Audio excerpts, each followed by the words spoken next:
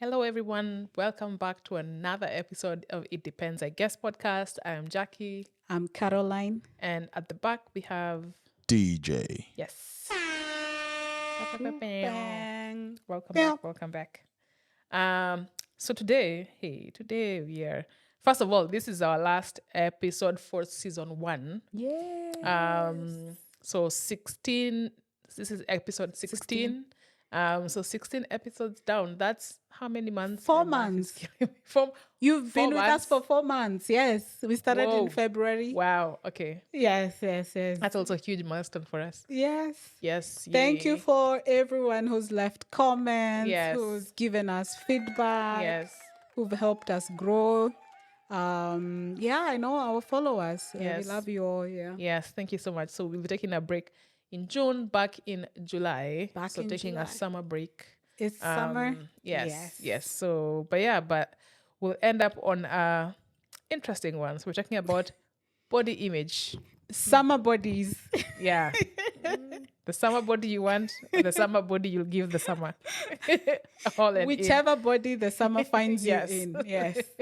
But we'll start with housekeeping. Yeah. Any highlights, lowlights, enlightenments, anything? Yeah. I guess I have two quick ones. Wait, I First, said enlightenment. Is that enlightenment. a word? Yeah. All right. Could be an enlightened. Yeah. Enlightened. Enlightenment no. or enlightened. It's okay. This is why we I need a can't break. pronounce it. This Yes, is why. we definitely need the break. So I think in this month we've had a lot happen in tech. We are tech enthusiasts, both personally and career-wise. And one of the things that caught my attention was actually OpenAI launching their 4.0 Omni, which has more real human interaction. Yes. Yes, and that's something to watch. Like we've seen AI evolve in the last since 2023. 2022. OpenAI is when they launched ChatGPT. So just to see how much they've progressed within the last 1.5 years and also they had the drama with the CEO. Yeah, the old reality TV show Yes. with what's his name? Some old man getting ousted, then people quitting, and then he coming came back. back, yes. Then he was hired by Microsoft, then he came back. I was like, oh, Yeah. quite the roller coaster. Yeah. So and we're enjoying trying out the new Kid on the Block. Yeah. Yeah. Oh, DJ. there was a second one that I Yes. wanted to say. Yes. We are almost halfway through the year. Yeah. And this is an enlightenment moment of being grateful for Yeah. how far we've come. Attitude of gratitude. Yes. Yes. Yeah. That's good. Yeah. I like that energy. I like that energy. Yeah. But That's also, high, very positive. I will bring it down Yes. with my low light. yes. As you know, I spent a lot of time in Ireland, and Ireland just recently installed a portal to not Ireland. Dublin recently installed a portal to the New York City, Yes. and that has been shut down after a week. Oh, it's been shut down? Yeah. I mean, it was going to get wild. I knew it was coming. I don't know what's. I think New York City is a place with millions. I think the population of New York could fill up the whole of Ireland. I'm Yeah. guessing. Yeah, because Ireland is only 5 million. Yeah. So Nairobi has more. more Same people. million. More- so more so day that, population than that. small little Dublin and being shown through to New York City, I think was a lot for the Dubliners to handle. So they weren't misbehaving in front of this. So it was mostly the misbehavior, mostly on the Irish side. 100%. Surprising, given that it was New York. Yeah, New York is full of tourists anyway. People are happy to be there. You know. They're not flashing. No. But the Dubliners, those are locals. They're flashing. Yeah, those are people who live in the city. You know, it's only when you lived in Dublin that you know what I'm talking about. Yeah, you know. You know, this portal thing, it sounded like such an amazing idea Yeah, it was when a I saw great it. idea. But it was just a video call. It's a big video call. Yeah. It's a big video call. Yeah. It's a Zoom meeting. Between cities. Now. Yeah, between cities. One week or I think the guy who got me the most is the guy who started. He came there at 3. I think it was 4 in the morning, and then he was doing cocaine right in front of me. What? Yeah, it was fun. It was fun. Showing the Americans that, look, man, we do it big here in Ireland as well. Come down. We have it all for you. Oh my God. Nice. Oh, my. He was I mean, arrested. He didn't know it records as well. So, Oh. How does he? Oh, hey, no. you know. Why am I asking this question? I'm surprised it lasted that long. I Yeah, won't lie. yeah. I'm 1 week is a surprised. long time. Yeah. Yeah. There was no security, at least. No. Some People, they assumed that people people have would good represent intent. their country in a positive light, not just their country. Maybe you it know, was a Europe. social experiment. But Yeah. you see, that's probably why people like the Irish. Yeah, This is what it is. We won't show you. We'll show you. It just will be. yeah, Maybe it's truly the Expect land the of the free. unexpected. true. It was nice while it lasted. Maybe it is really the land of the free. Yeah, Yeah. Yes, true. it could be. That's hilarious. Maybe there was security in the States. They didn't think about it in Dublin. Oh yeah, maybe Yeah. that's true. That is Yeah. actually true. There's a yeah. lot of. I've never been to New York, but I'm guessing there's a lot of police there. Yeah, Just but next to- I was expecting more of the chaos on the New York side. Yeah. But I wonder, where did they put it, on which street? Because if it's an area that's mostly touristy and like Wall Street like and people put together, Yeah, but if it was just where native New Yorkers are, it could yeah. maybe I been a think bit it was the different. tourist area. Yeah. because everyone seemed to be happy to be there, Yeah.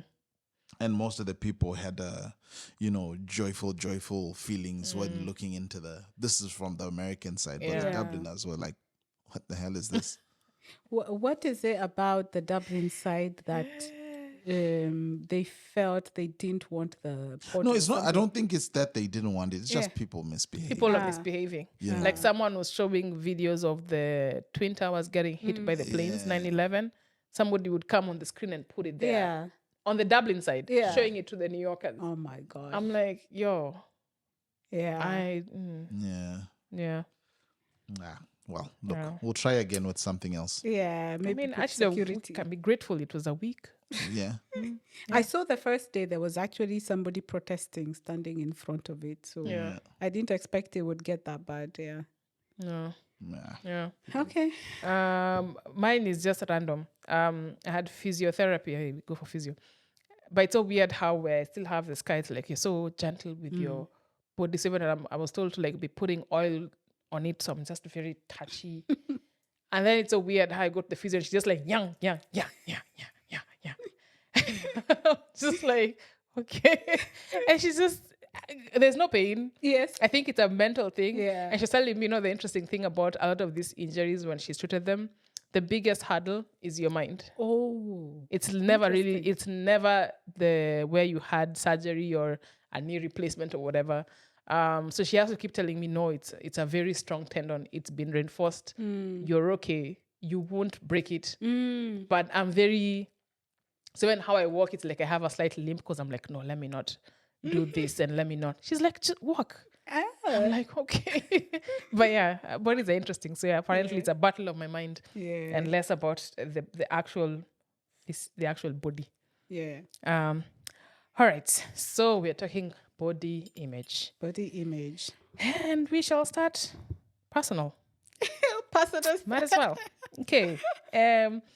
What has been your journey with your body image while living in a society with certain beauty standards? Grew up in Kenya. So Yeah. but what's been your journey with your just body upbringing, all that good stuff? Maybe I just start on an early age. I think body image was not something we talked about or that was mentioned a lot, like how you look, how your skin color or anything like that within the society that I grew up in. But I remember going into high school is where a lot of like thought process, like teenage years, that's when you start thinking, oh, my body looks a certain way. When I was younger, what was considered different is how athletic you are or how non-athletic. Personally, I was not a very athletic person. I had a little bit of padding on my bones, but I was not that, in terms of weight, I was not that big. But my athleticism suffered. I couldn't run, I couldn't do sports, So I remember kids would laugh at me because of how I am non-athletic. Yeah. non-athletic I Yeah. am, because we used to run to school in the morning and I would be the slowest. Then you have PE and You it's have like PE yeah. and you have all these things. But now transitioning to high school where, you know, people, especially girls, you're very self-aware. You're looking at the other person. Now boobs have come out, hips have enlarged a little bit, you know. Then you start looking at your body and comparing to others. And then there was this obsession with how light skin you are. So that transitioned in being very self-aware. And I guess growing up out of that stage went into adulthood for me, where now for me it was, I added more weight. So my obsession with body was how I'm going to lose weight. So my progression has been at different stages. And the part about, probably we'll talk about this at the in the middle of the podcast, is the obsession with weight loss in terms of body image. When I came to Europe, I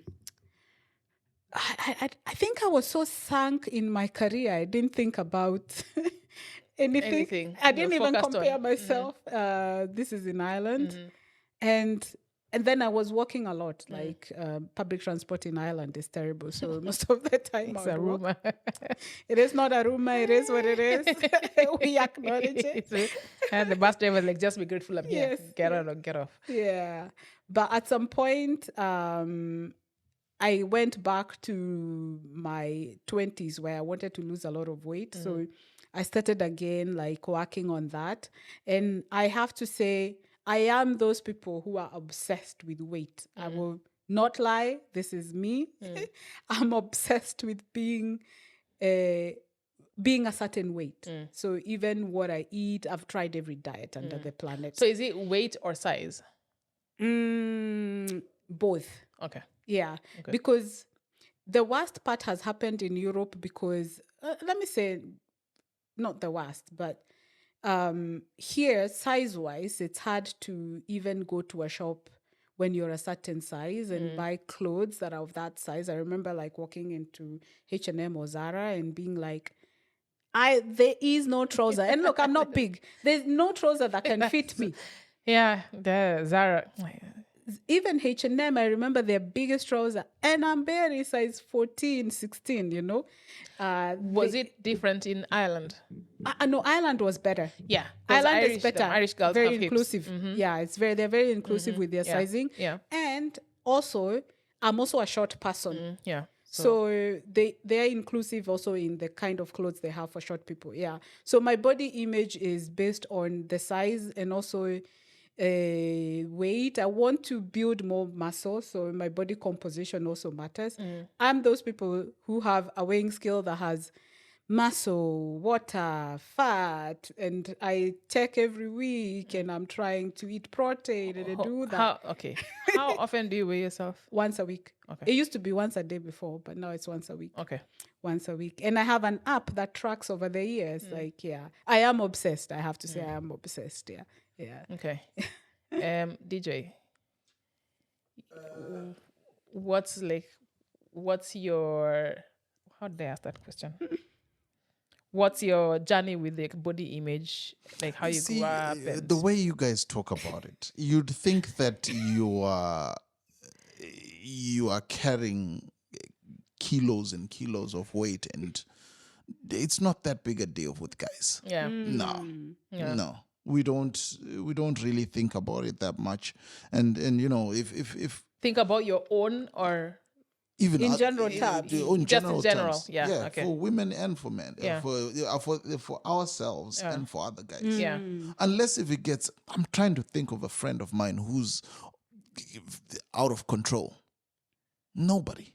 There's no one we can think of that we can say has a hard time breathing or, you know, walking up some steps, or no, it's not that big of a thing with us for some reason. yeah. I've seen like also, maybe you can explain this further. I've seen like men being obsessed with building muscles, having muscle six building, pack yeah. and all that. Having calves. Calves, yeah. Yeah, that's a big thing. Like fitness is a big thing with Yeah. some guys. Not in my circle, anyway. There's one or two people that Yeah. Smokey's the one who's the main Buff, fitness buff, guy. yeah. Yeah. But like that's his thing. So Well, like, that's his thing. that's his So thing. that's what Yeah. he does. Some people go to the gym, some people listen to music, some people go and play sport and not wanting to build a big body. Yeah. Yeah. I think it's for different people, different things. With guys, it's not that much of an issue. But I know my friends would tell me straight, if we got out of control, that Yeah. you need to tuck that belly in, or do something Do about it. something about it. Yeah. Yeah. Okay. Yeah. What about you? So I grew up, my body image was never a discussion. I think I mentioned before, growing up, and to me it was, now when I look back, I'm like, yeah, I think that was a good thing. Even like, oh, you're so beautiful, there's none. But I was always told you're very smart and you can do whatever you put your mind to, right? That was the affirmation I had a lot. So even through primary school, I was a very playful kid. I'm the last born with brothers. So at home, I used to have people to play with. So in school, there are things that mattered. So I ended up being a very athletic and very sporty kid. Then I went to high school. I've said this, I don't know if I've said this on the podcast, but I hated high school. Hated high Oh school, my God, that's a yeah. phase in my life that I can be like, "Look, maybe I'm good looking back when I went to college. I'm like, I'm glad I went through that experience, but I just didn't really care much for high school. So even when there was conversations about bodies and whatever, to me, it was just this very weird thing of like, we are in boarding school. We are stuck here for 3 months before you go home. Who cares what we look like? And then our uniform was so ugly. We used to wear brown. And my brother used to say when they would come for sports to our school, especially in the cold time, we would wear leg warmers. And he's like, you people look like fat little sheep just walking around. So to me, I'm just like, I just didn't really care. Yeah. Honestly, I just wanted to be done with high school. I do know that the beauty standards in high school were very much based on your hair type and length of hair, your skin color, the lighter the better, and like having a curvy body, right? I was as straight as they come. So I just really didn't give a damn. I just wanted to be done. And you had the 4C hair there. And I had the 4C hair. And then it's like, you're in Limuru, for those who don't know, in Kenya, it's the coldest part of the country. Yeah. So even if your hair is blow dried, It was. Yeah. the moment you go into school day 2, you all look like you're walking around with a mop on your head. It just wasn't, I just didn't really care. Yeah. Then when I went to university, I happened to go to a university that has way more men than women. And I think after high school is where I started hearing conversations about my body in public. And it was jarring for me because I'm like, wait, what? Because I'd grown up in this bubble of it's just what you do and who you are versus what you look like. So it was just a very strange thing.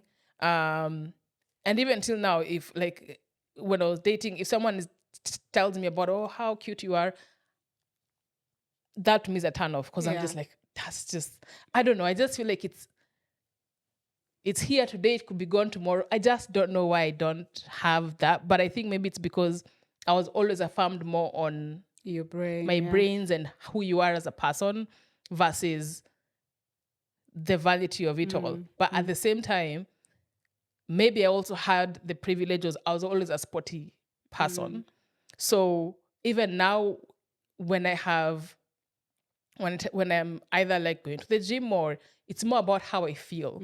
So if I walk up the hill and I'm like, oh, I feel like I'm struggling. Actually, to be honest, my worst nightmare is when I had the injury, being unable to move for 2 months. That's my worst nightmare. I like to be able to go places and do things. I'm a very active person. Yeah. So to me, that's my biggest nightmare is in that it came to pass. So I think I don't have the... You've not had a point in time where you're like, I want to change my physique or I want to lose a bit of weight. I have, but it's mostly because I've been around people who have been very weight obsessed. Yes. Then it makes me question like, okay, maybe something is wrong with me. What am I not doing? Yeah. So I'll tag along. Yeah. Because I'm like, oh, maybe I'm the one who's not understanding like well, what I should look like. But I think maybe when I moved to Europe, maybe it was in Nigeria, I got to a point where I was just like, you know what? I can't be bothered anymore. Yeah. Like, what's important to me is how I feel, and bodies change. And I think also in Nigeria, I don't know what I was looking at, my old pictures, and I'm thinking, like in college, I was like, man, we used to go run because one of my friends wanted to get a certain weight, so I would go jogging and would go to the gym and would go, and I'm like, I was bony. Oh my God. And I'm just like, what? Yeah. So I just, at some point, I was like, these things change and I just can't be tied to this anymore. So I just didn't give a shit. But it's very fascinating to me when I observe or, Yeah. because I have a really good friend who's also, every time I meet her, she knows like diets like the back of her mind. And it always fascinates me because I'm just like, wait, what? That's me. Yeah. And I weigh myself Yeah. once a year. What? When I go to the doctor for a physical, that's when I weigh myself. I You're don't weigh better. myself. Some of us have never tried. Yeah, I don't weigh myself. You don't weigh yourself? Never. I've never. I think you've got a weigh somewhere here. I don't. I I've never don't. I checked. have the one for food, for when I'm baking. Oh, wait. Yeah, you can't Actually, step at the down. airport, you remember when I stood on the thing to see if it would take my body weight? Oh yeah. That was. I don't weigh myself. Wow. So we are on the extreme ends, actually. Extreme. It's good that we are ending Yes. this season on. So I think there's going to be a good conversation because we have just very different experiences. Yes. So then so let's at least, I think one of the goals we wanted to have for this episode is to just foster an open conversation, because we have just very different backgrounds and very different experiences when it comes to body image. I don't think either is good or bad. But I think it would be good to also offline. Yeah. If you watch this, it would be good to kind of foster an open conversation around it. So as usual, let's start with definitions. I hope I have definitions. So first, I wanted to be able to distinguish there's body image issues, which is just which could also be looked at as body insecurity or body dissatisfaction, whatever it is. But this is like very common, and it's happened to everyone. Even moments where you feel like, "Ooh, I can't fit into these jeans anymore. Am I getting too?" If this is just a more regular occurrence, it's more focused on appearance. So some satisfaction can be based on weight or shape or overall features or overall attractiveness. It could be different areas. It can lead to like negative feelings about yourself, being self-conscious. It could affect your confidence, your esteem. And then in this category, you have more flexible thinking. What this means is you may be open to changing your perspective, right? You're like, well, this is what it is. Yeah. Or, okay, not a fan, let me do something about it. That's kind of more of it. Versus body dysmorphia, which is a mental health condition where a person spends a lot of time worrying about the flaws in their appearance. And sometimes other people can't see it, right? They feel it, they're convinced of it, but other people may not necessarily see it. It's less common. And I think I want to define this because I see sometimes on social media or just in life, people throw that word around so often. But I think sometimes we are confusing it with just having body image issues. It's also more obsessive. So it's intrusive and persistent thoughts about how you look in every single space.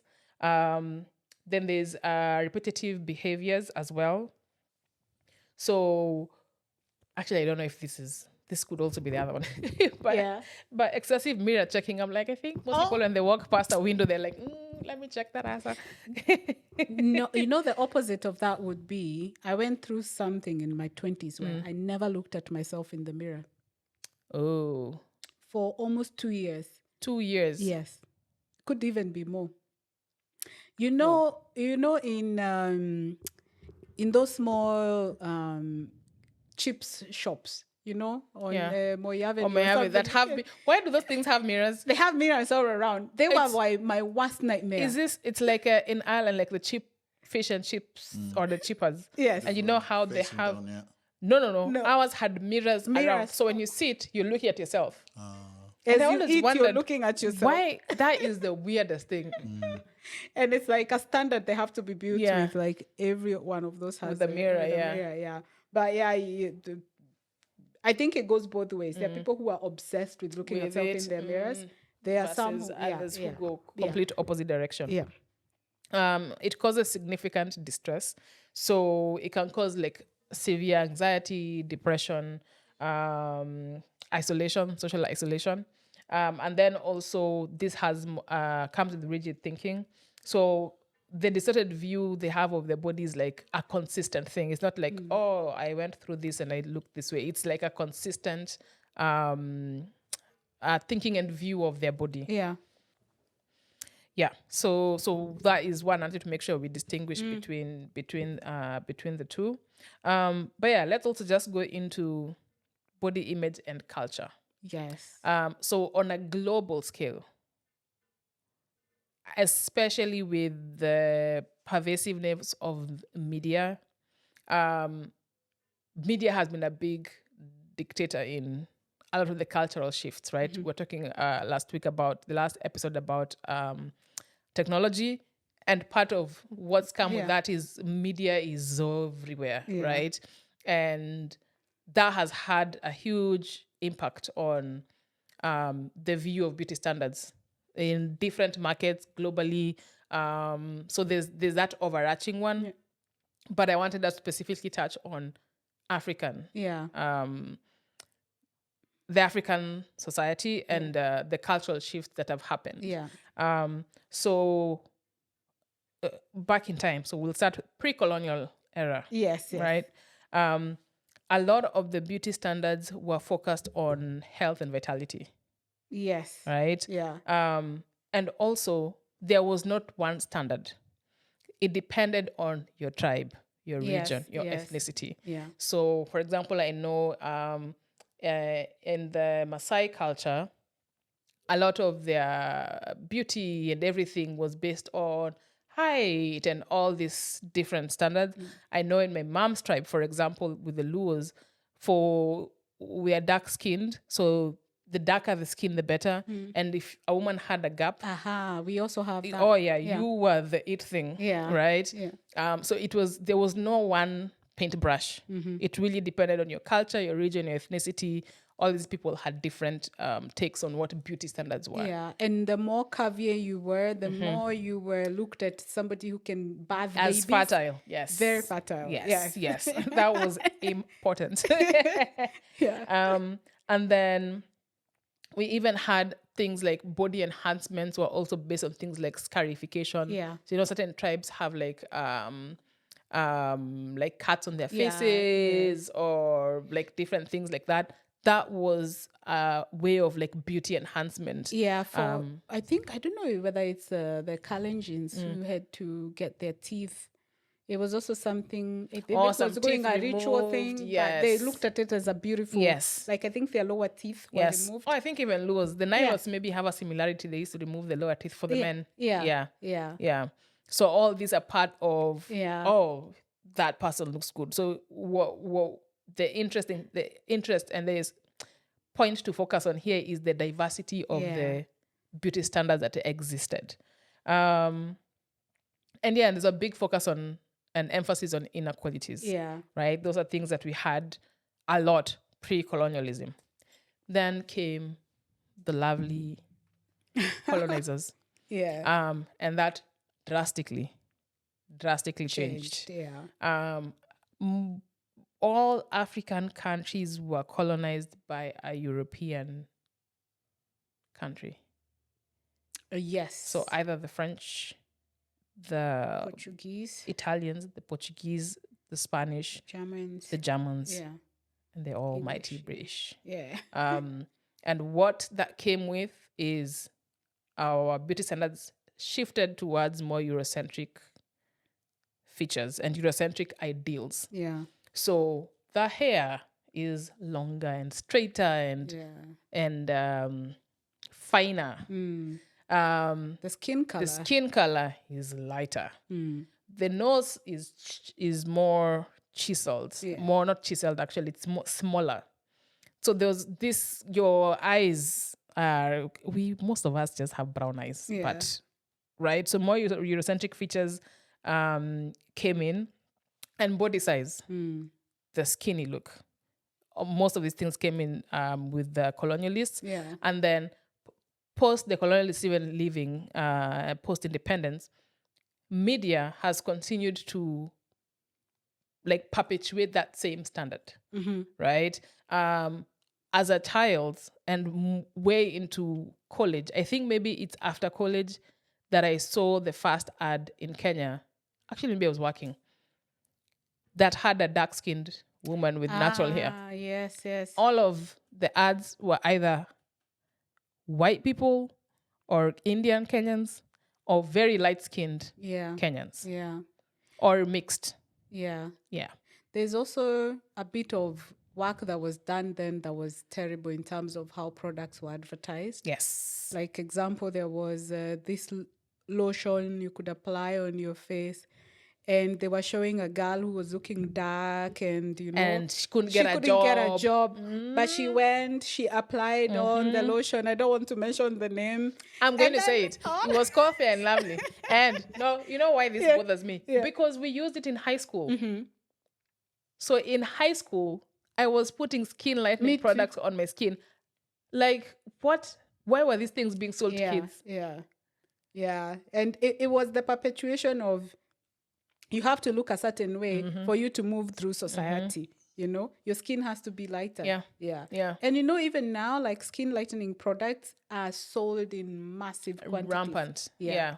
And name the African country. I dare you. Name them. Name them. Oh, I will name them. Yeah. To be fair, also in Kenya itself, skin lightening has become much major.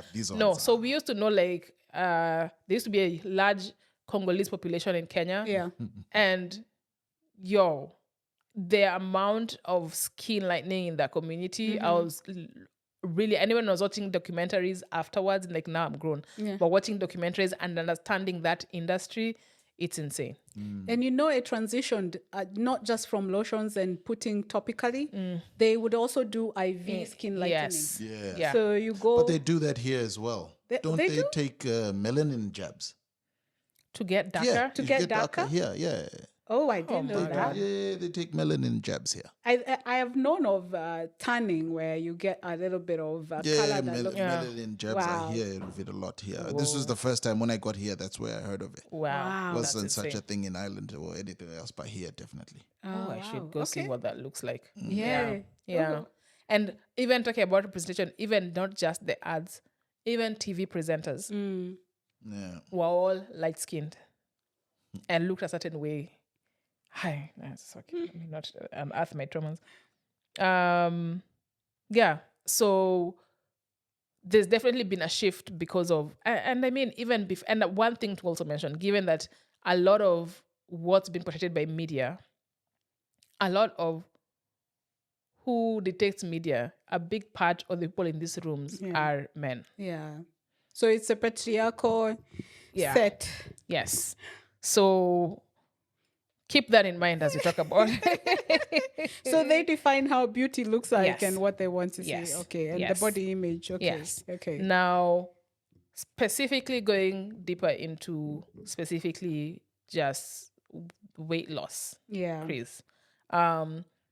There's been a lot of talk about the biggest name people know is Ozempic. But these are the semaglutides and tirzepatides. Yeah. So semaglutides examples are Ozempic, and then tirzepatides is Mounjaro. Mounjaro, yes.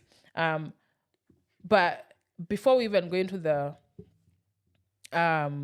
weight loss craze and specifically these drugs, is we are just coming off of the curvy phase. Oh, the BBL phase. We are just coming off the BBL of it all. Yes. And people were getting cement injected into their asses. Okay. And all move the fat from here and pump it into your hips and ass. Like we're just coming off of the curvy era.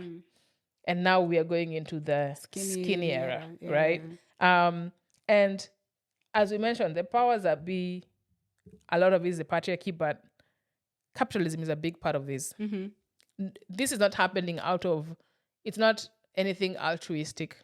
Women's bodies are a gazillion-dollar industry, and they will continue to be because they are a big, big, big industry. And unfortunately, it is not women who are making this money. Yeah. A lot of this money is going to a lot of men's and big men's pockets. And big corporates. And big corporates. You can imagine, like, even in the products that are advertised, most of these products have women as the faces of the product. Yeah. It doesn't matter whether it's a car, it's a laser bird for men, it doesn't matter what it is. There will always be, and then it will be sexualized. Yes. Like, you're sexualizing a car, you're sexualizing something mundane. It could be even like a cooking pot. You know? Half the time, sometimes I don't know. I'm like, what was the ad about? Can't remember. Yeah. So I can see where there would be dictation of how women should look like to sexualize the product that they're trying to sell. And sadly, there's never going to be a destination. The goalposts will always shift, because if there's this destination, that means the money ends at a point. No, as long as women's bodies are a for-profit industry, and because of that, the goalpost will always shift. Yeah, which is why we had the 80s. There was the big boob eras. All women in the 80s were just getting boob implants. Yeah, so many. Which is interesting, because now a lot of them are getting removed because they're finding that some of the stuff that was in them is not good for the body, or if you have a leak and you don't know you're having a leak. So a lot of people are getting those removed. But the 80s, 90s, before the curvy era, we had the big boob era. Yeah. Then here comes J-Lo. The curvy era. The curvy era. Okay. Yes. So that is and ironically, this is where, hey, I'm not going to get worked up this episode, but these are things that annoy, right? The goalpost will also always massively shift for Black women, because when Black women who always been curvy, but that wasn't, it took white women to be curvy for a white woman. Yeah. Then it's like, yeah. Is J-Lo white? Whatever, she's not Black. It's the same thing as big lips. Yes. And which big now, lips are now in. Yeah, and I watch a lot of makeup influencers and whatever, and it really boggles my mind when I see Black women with big lips overlining their lips. I'm like, girl, no, that is not for you. Already have big lips. But it depends, I guess. Let me be controversial about this one. Sometimes, and why I'm saying this, I did see a TikTok where a girl was saying things not to do when you want to be in your feminine era of aligning the lips, yeah? And there was a lot of backlash to that. And because she showed images of Black women, and she was white. So the backlash was that sometimes you're enhancing your beauty because naturally your lips have a bit of the color. There's two different color schemes with most of our African or Black skin lips. So sometimes when you're enhancing that, you might lighten in the middle and outline on the outside. But now the craze that is on for big lips is people who draw a line on top of That's their what outer I'm talking lip. about. That's what I'm talking about. Yes. Not lining your lips over. Yes. Because I'm like, that's an illusion for bigger lips. To make bigger lips. Yeah. If you already have the big lips, why are we? Why? Yes. That's the crazy one. Yeah. And it's weird that over time we are colonized, the reapers of people, land, culture, and then go and make money off of those things that you're told were not good enough. Yeah. Then now it's in. Even lip fillers and everything. Yes. Sometimes I see somebody with lip fillers. Maybe this is me being too judgy, but you already have big lips. Then you add a lip filler. Yeah. But lip fillers were brought in by white women who wanted bigger lips. Yeah. For me, it's judging because I'm judging. I'm judging on that one. Unnecessary, So we've come off of the curvy era, and now we have come into the thin era. Yeah. And there's been, and also, And for white women, it always just stays the same. no, now we They are. don't have any changes for now, them. there is, society- right? Because Kim Kardashian, there's a time her hips were, she had a BBL. Yeah. Now she's skinny. very skinny. So now that has become the trend Yeah. now. And also, this is also white women who are Yeah. getting affected, right? Because there's also there's the thin and the ultra thin era that we are in, right? And this is now for women in general. And you know what I've seen, and it's quite sad when I see these trends, is that even now fashion changes to adapt to this. Yes. Right now, if you go to a shop, you buy, especially now because we're in Europe and we shop here a lot, the low-rise jeans is what you will find because now that's a trend. Yeah. My hips and What is low on these hips? Unless I go by, I don't know, XXX, Yes. my size, so that it can hang low. But it will look crazy because at the bottom Yes. it's just pulling. yes, But yeah. the trends influence the fashion, and it's sad, like when you're in a country where you don't have that trend. Yeah. And also, as we talk about, we've talked about the curvy era and all these different eras. But when we now jump into the Ozempic and Mounjaro itself, weight loss, it's as a sub-industry of body image industry has also always been big, Yeah. right? We've had the people selling detox teas. We've had whatever it is. There's 45 million diets. There was the water diet. Yes. Because I know all these things. Please tell us. Yeah, I have a background of all this. I could do a PhD on this. There was I think it started off with there was some water diet. Then there was a cabbage soup diet sometime in the 80s. Yep. Where people had, women especially, would only Boiled drink cabbage soup. And then it transitioned to some diet about around the 90s or so, because I've read even some books. It was about eating by your blood group. Oh, Yeah. I didn't know that one. That one is actually recommended by some doctors because your blood group sometimes can influence the diseases that you're susceptible to. So, but also it's been used for weight loss, and there are books around that. And then we transitioned to low carb diets. The Atkins and them. the Atkins. Also, don't forget in the 50s and 60s, fat was a problem. Yeah. Yes, because they were saying everything that has fat is what will make you add weight. But now after that, carb became a problem. But now, after carbs became a problem, the big industries decided we have to now start introducing non-sugary stuff, because sugar and carbs Sugar-free. and all the sugar and free. But the worst part is that some of this research about sugar not being that bad and fat being the problem is actually Funded. by the companies who are making these products. Nothing is altruistic, people. Yes. So now the low carb diet came in, and then that transitioned into keto, where you eat only fats, very micrograms, like 17 grams per day, and then it came to intermittent fasting, like where you just don't eat for 16 plus hours is what is recommended. Oh my God. And I've actually seen, I know there's been some research about intermittent fasting, and again, keto is also good for epilepsy. For epileptic kid is also what was subscribed. Okay. Is that the same as a high protein diet? No, Yes, it's different. yes, Okay. that's the one. Yeah. The intermittent fasting, there are people who do up to 2 days of no food. That can be good for your body. Or your brain. They do say your body will start producing ketones. I've tried. Let me tell you what. I've tried all these things. I've tried intermittent fasting. I think the longest I've done is probably like 24 hours with no food.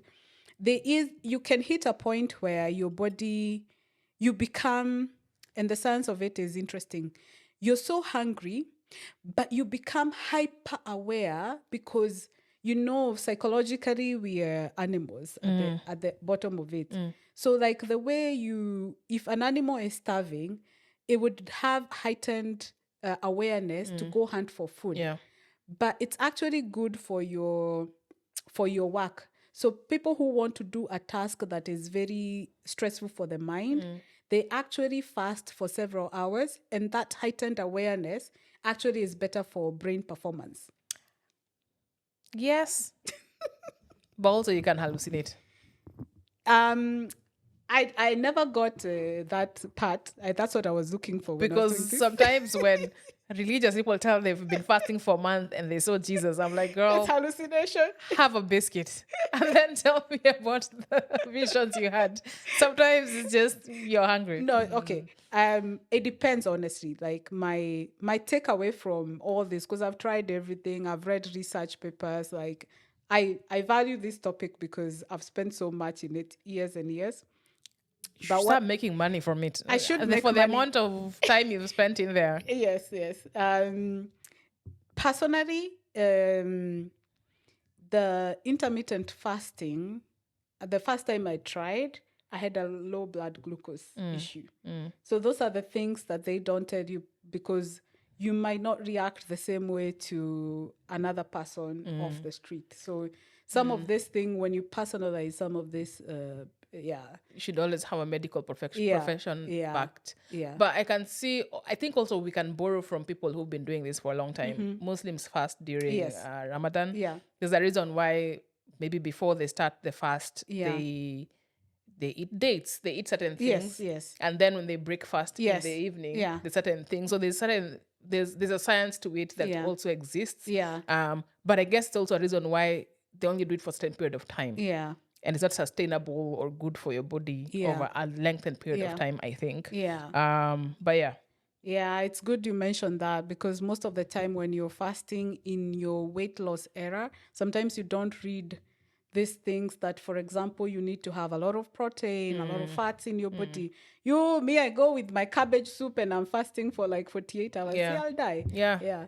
And there's even reasons, like, for example, I think if a woman is on her period, she can't fast. Yes. Right? There's things like that yeah. There's sometimes I think we can just borrow from people who have done it before. Yeah. But again, it's all body image. Yeah.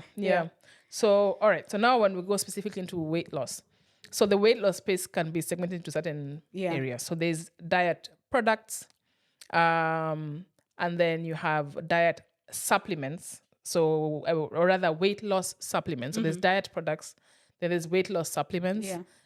Then you have weight loss services like thin boot camps or whatever they call them, fat loss boot camps, things like that. Yeah. Any kind of service provision that is tied to weight loss. And then you have weight loss surgeries. Yeah. Now, under weight loss supplements, this is where like the Ozempics and the Mounjaros. That's medication. This is medication. Yeah. That now comes in. Yeah. So now, can I mention about the weight loss services in terms of the biggest industry that's made a wave recently is the fitness industry. Yeah, everybody's a fitness influencer, trainer, coach, everyone on Instagram now. Yes. And it's many of them just either had surgery or had some other intervention. Yes. And now they're experts on how to grow your ass, like if it's not genetic. I don't and there's never full disclosure for some of them. Nope. Yeah. There's that's one of the services that I know there's a lot of money to be made from there. Yeah. And also it's a thriving scam industry too. From people jumping onto Instagram one day and they start talking about how I was so big and now I am small and blah, blah, blah. And this is the products that I use. Yeah. And people will go blindly buy pills, and people now come back and they have diseases. And turns out this person had no scientific checks. And because a lot of these things, as long as you don't label them medicine, they fall in this weird space that there's no entity that's really overlooking them. Yeah. It's like, oh, you slapped supplement on it. Okay. right? And then they put in fine print there that, yeah, talk to your doctor and blah, blah, blah, blah. Many people are just Yeah. wanting to get onto the wave of Yeah. I want to be skinny. Yeah. Nobody's doing all the checks and the things required. So a lot of, because I listen to a lot of scam shows, there's a lot of scamming that's happening in that industry. Yeah. Ozempic, Mounjaro, semaglutide and tirzepatide. Yes. So let's talk about those, because those are the big conversions they've happening everywhere. Yeah. So first of all, they were specifically made for type 2 diabetes. Yeah. So prescription medication for type 2 diabetes. But they noticed weight loss being a side it's an effect, yeah. right? And not the intended purpose of it. Yeah. Now, these companies, given that there was this unintended outcome, have now noticed, and people started using them for weight loss, even if they don't have type 2 diabetes, created weight loss specific ones. Yeah. An example that maybe you have had is Wegovy. Yeah. So it's injectable and also a semaglutide, and specifically been approved for weight management in adults with obesity or overweight and at least one weight-related condition. Yeah. And I just remembered when you talked about Wegovy and Ozempic, Novo Nordisk yes, are the manufacturers of this. Do you know in Denmark, they are Danish. they're Danish, and they have the biggest income. They're the biggest income generating industry. Yes, for Denmark. And now they have so much money that's bigger than the Danish economy. Yes. What? Yes. Yeah. From these two drugs, and maybe ironically, not from the diabetes part of it, for the weight loss part of it. Whoa. Yes, because people are using it. So it was meant when for you use something them, else. Yeah, for diabetes. Yeah. So if you use it for not diabetes, they call it off-label usage. Right. Yeah. So now they created one for weight management. Is this a one-time use? Let's say you get to your option, your Is it like a one-time use thing? No, this is where things are just we're the Wild West now. There's no research done enough. Now we're the Wild West. Yeah. So even they don't know the effects of using it for this purpose. There's not enough research and data over period. This will take to a know, period for you to know. Because what happens with this medication, especially when it's prescribed for diabetes, is you're expected to be on it long term. Like every week you inject. Yeah. So it's a lifetime thing. It's a lifestyle disease. Lifetime disease. Yeah. Hence the economy booming like But that. that's ironically, they were doing it for diabetes, right? And they were a good, well-performing company.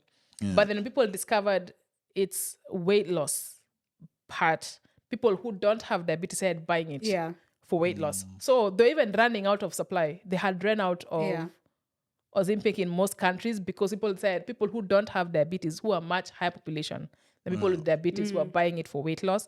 And that's where their revenue shot up. Because of the off-label usage. So there's no research that shows what are the effects of using and stopping, because it's expected to be a long-term use drug. And so for Wegovy itself, and Wegovy also has a higher dosage of semaglutide in it compared to Ozempic. Then now for off-label usage, this is where you use like Ozempic, which is meant to be for diabetes, and you use it for weight loss. That also has not been studied for safety and effectiveness. So that's also Wild West. We still don't know what the effect of that is. So just do you have any thoughts on, because I know there's also so much discourse about usage of the specifically Ozempic or Mounjaro. There's a lot of discourse about it. So let's put aside, there's a school of thought of people who thought it was unethical for people to be purchasing these drugs because diabetics are not able to have you're access taking it. away from the people So, who need it. Okay, let's assume we live in a day and age where, and I think now we don't have that supply, so short supply. They have enough supply. Let's say we live in that world. There's still discourse of people who just think it's not right or unethical, whatever it is, or just don't support the usage of, even if it's like Wegovy or whatever, for weight loss or weight management. Curious about thoughts. You know me, I go all the way. For a person who's been on this weight loss journey, I go all the way. My thoughts are, if there's a surplus and it exists, I personally would do anything it takes for, as long as it's within sense, to get what I want in terms of my body, my body image. If I feel today I want bigger boobs, I would do that. If I feel I want to be skinny for my December holidays, I'll try and get there. The usage of what exists, because I tell you for sure, from what I've seen, it is not that easy to get the body you want without putting in, almost like having it as your full-time job. Like if you want to get to a certain, and I had a personal trainer, like I've gone through everything. I went to a personal trainer and I was actually very sad that I was not achieving the results that I wanted to. So we were building muscle, and because muscle helps you burn fat better. So we were doing a lot of strength training, and I was quite sad that I wasn't getting there. And I remember he told me, as a personal trainer, this is not your daytime job. You're not an athlete. Yeah. You're not, if you had all the time, then you did this, then you would achieve the result. So you having your job and other things to do and family and all this, it will take you much longer for you to achieve this. So don't be too hard on yourself. Now, if something else is introduced to me, if he had introduced something to me and told me, maybe like he told me Ozempic could be good for you. So take this and it will accelerate what you're trying to do, maybe to lose the fat. I would take it because I know it is not easy to do it normal way. The school of thought of people who say this, from what I've seen, is that they say people who are not trying the hard way of food and exercise are lazy people. There's that school of thought. Yeah. But there's also conditions that actually, especially hormonal conditions, that make it almost entirely impossible for you to get that body image. And PCOS. and Yeah. genetics. Yes. So even muscle building, body composition is genetics. Everyone had that aunt who could carry 4 of your cousins Yes. Yeah. and a pot Yes. while she was heavy as hell. And there was that aunt who every time you met them, they had a broken hand because she bumped into the wall. Yeah. She bumped into Yeah. something, Yeah. right? Body genetics is a thing that I think is not talked about enough. Yeah. Even when it comes to just bodies and women's bodies, that plays probably a huge role that no one is really telling you. Yeah, there's that part of that, because sometimes you see somebody in the gym who's like, I got this body, but again, they have a metabolism that's genetically fired for them to lose or to get to There are that people body. who will eat ice cream and tomorrow you'll see there are people who eat ice cream every day. You don't see where it goes to. Yeah. It's just genetics. Yeah. But I would take anything. I'm that for the school of thought is, and I think Oprah did. Oprah did. I haven't watched it yet. I've watched snippets of it. Yeah. About because she was open and said she was on Ozem. I can't remember which one she's on. Yeah. And basically I think wanted to provide a space where women can talk about just their struggle and journey with Oprah publicly has struggled with her weight. Yes, ever since And- we've known her. And she was shamed for it. I think another thing that people don't want to acknowledge, there is a lot of because it's come from social media and seeing the world, there's a lot of shame put to people who look a certain way. It's only like recently we've seen body positive movements, you know? Yeah. Those didn't exist when we were growing up. Yeah. Yeah. Oh, no, Yeah. yeah. Yeah. Yeah. Yeah, what about you? Would you go there? So I am the never say never person. So I don't think I need it. But again, never say never. You know, there's certain things like our bodies. I liken it to like being differently abled. Yeah. You can't just assume because I was born with 2 hands, 2 eyes, and that I'll just go through life with all these limbs. You might lose a limb. Yeah. So they always try to say when it comes to accessibility that this is not one of those things that, or it's you either have it or you don't. Yeah. Your life could change. Yeah. So I think the same when it comes to you bodies. So I know people who maybe have gotten pregnant and it's changed their body composition Yeah. completely. Yeah. And if there's somebody they were very active, like it completely changed that and they're not able to be as active or whatever it is. So yeah, I don't think I'm not of the school of thought of I'd never do that. Yeah. No, I never know how life will change. Maybe I'm able to be active today. I'm not able to be active tomorrow. Who knows? But I think I also don't agree with the people who say, "Oh, things have to be done the hard way." There's only one way to do this because, again, as I've said, genetics play a big role in things, and so I also never like the whole outlook of, oh, anyone who's big is just because they're lazy. And it's like, no, there's people who were just born and they were a chunkier kid. Some were kids who were not good feeders. These are just things that this is just how we are. So I also don't subscribe to us. It's just laziness. I also feel that a lot of body health standards have not been set based on African body composition. For example, I have been medically obese for years.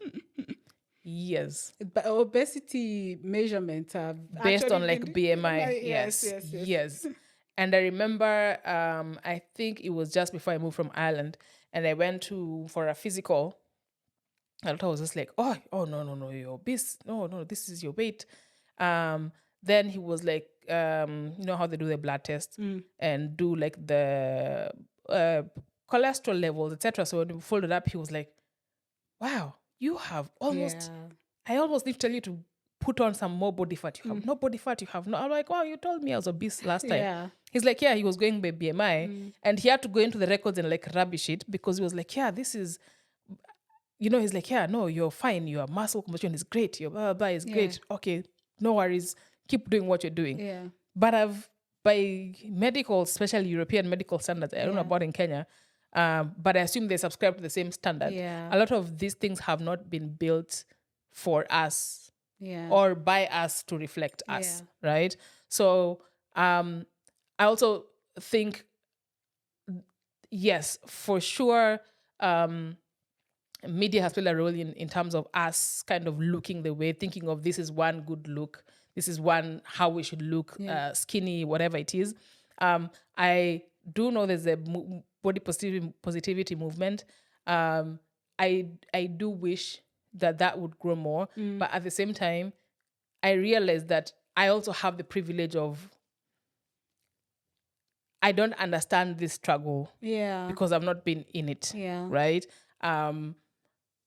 So I also am cognizant of that. But my thing, even with Ozempic and Mounjaro, I think there needs to be, and no, actually generally in weight loss, it's not just these two things. I think it needs to be coupled with therapy around just the feelings about the body. Yeah. Because I don't think if somebody has been, let's say, extremely obese for most of their lives, and then they're put on something that's able to get them to a body weight that's great, etc. If you've spent most of your life being this way. Yeah. If you don't have the necessary resources to also walk you through the mental thing of that, my worry is you go from one extreme to another of extreme body dysmorphia. And so you see people going from extreme obesity to now being almost anorexic. Yeah. Because they still see themselves as that thing. Yeah, right? yeah. So my worry is I don't think there's enough emotional and mental support, psychological support that's being put in place, even by medical doctors, when it comes to weight loss. Yeah. Because there's, I've had a few friends who've had, whether it's like the balloon or like a bypass. Yeah, gastric, Yes, I've had friends have done that in Europe, and it was fascinating to me to understand how strict the process was. Like the person I know who did the balloon, they're like, oh, okay. Before even she was accepted, she had to show how much time she had put in and effort and blah, blah, blah. And she was only approved for the balloon, but could not be approved for the bypass, because the bypass is an extreme measure.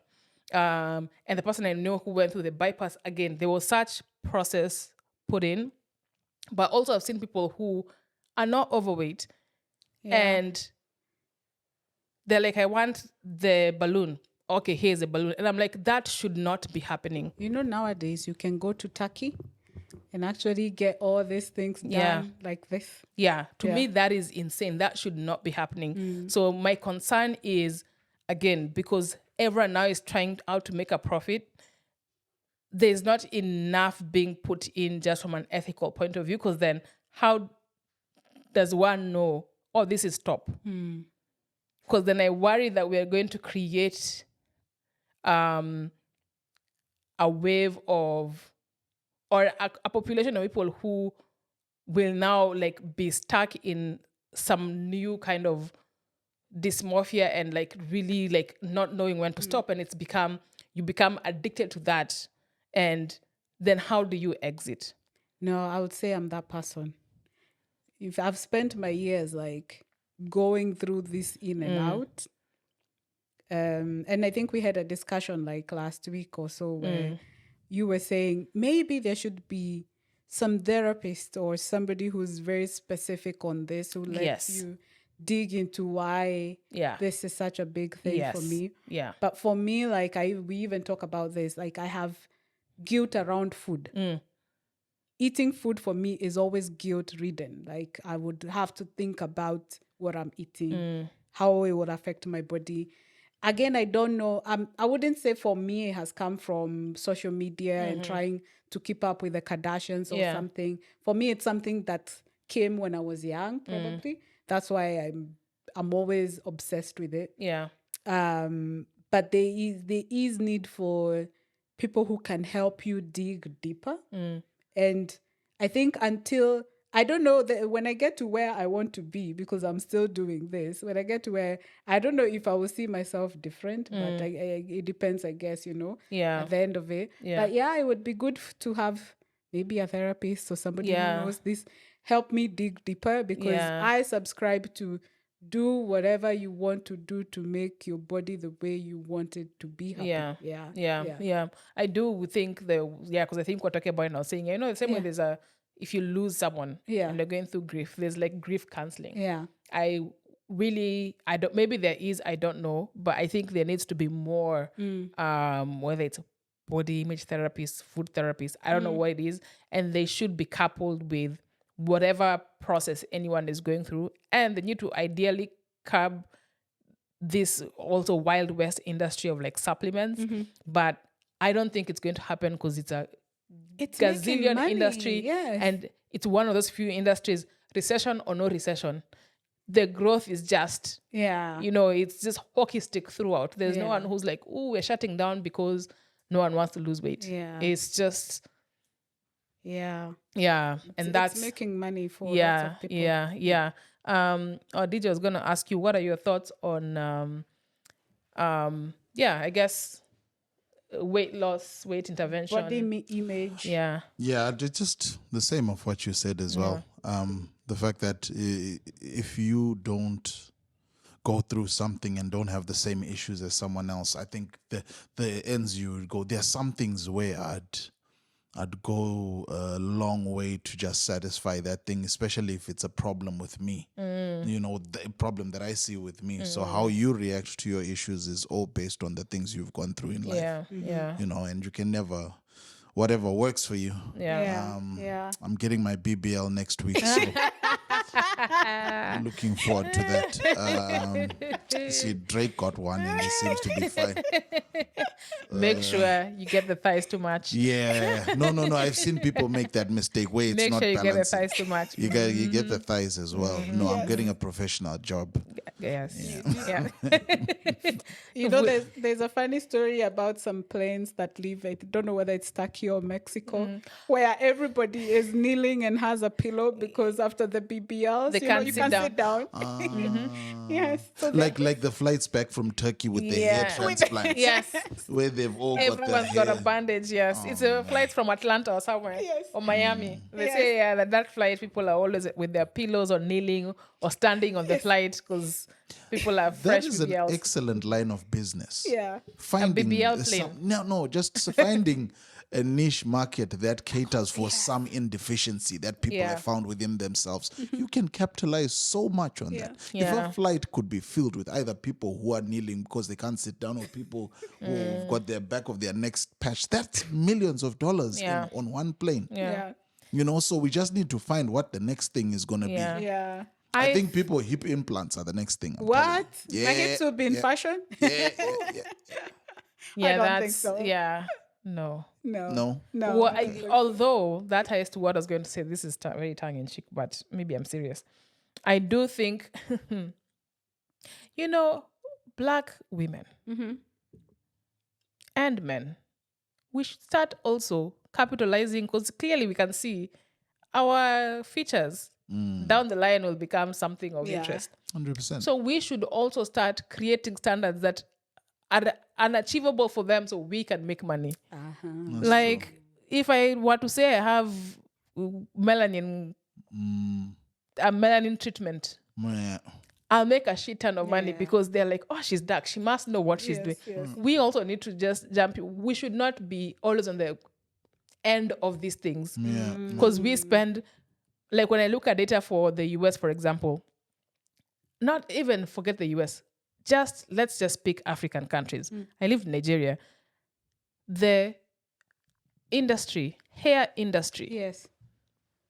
is huge industry. Skincare industry, huge. And this is skin lightening. When I say hair, I mean the wigs, the weaves, Yeah. the Peruvian, Brazilian, Yes. whatever it is. These are massive industries. Who's spending this money? Black women Yes. are spending this money. So clearly we have the ink, why not take it back? And then, for example, we were seeing videos of Asian people now trying to make their hair look Afro. Oh, yes. Yeah. I've seen Tap that. into that industry. Let us start having white old women in Zurich walking around with afros. That would be fantastic. Yeah, and make money. Why are we always on the receiving end and we are the ones always spending our dollars? Yeah.